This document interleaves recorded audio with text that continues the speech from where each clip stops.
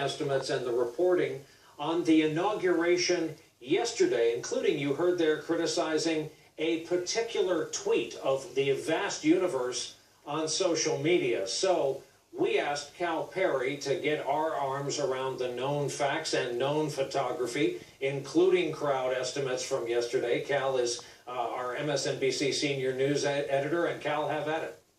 All right, so just for viewers at home, why do we not have an official number? Well, the reason we don't have an official number is the National Park Service stopped doing it after the Million Man March in 1995. Let's put up the quote very quickly. Due to the difficulty in accuracy. Okay, so let's play now a bite from Sean Spicer at that same press conference. He talks about the numbers. Take a listen.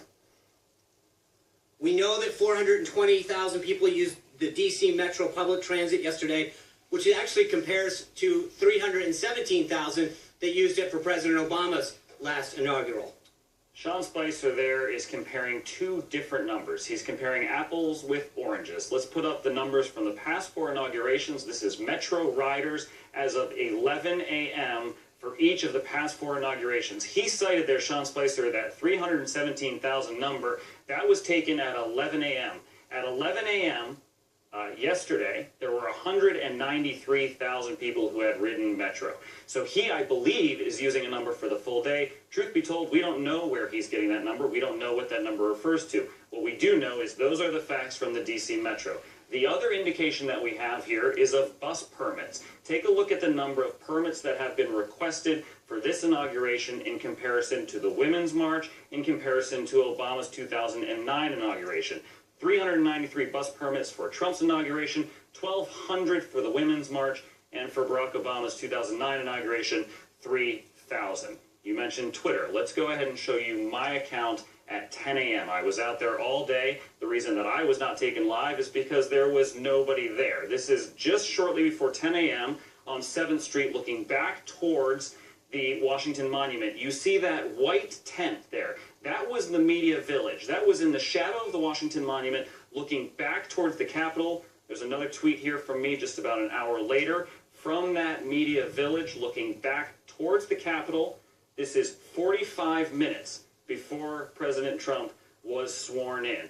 Another thing that Sean Spicer said here while we're fact-checking and not talking about the amazing marches that took place across the country today, he said that there had not been covering on the mall in previous inaugurations. That white cover that almost made it look like it snowed in D.C., well, it has been used before. We have a tweet here from a CNN reporter, Ashley Kelo, in 2013.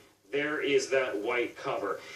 The only thing I would like to add here, Brian, is there were protests in Berlin, London, Paris, Sydney, and in Cape Town. I have spent the majority of my career since 2003 covering unsavory governments and unsavory countries and places where freedom of the press is not valued.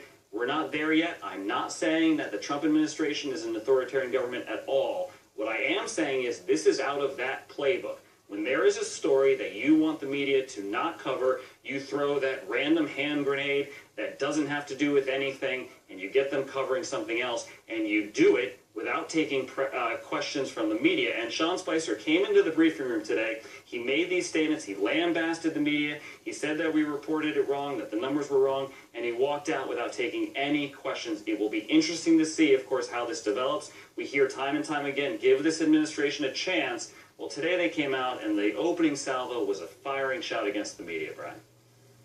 And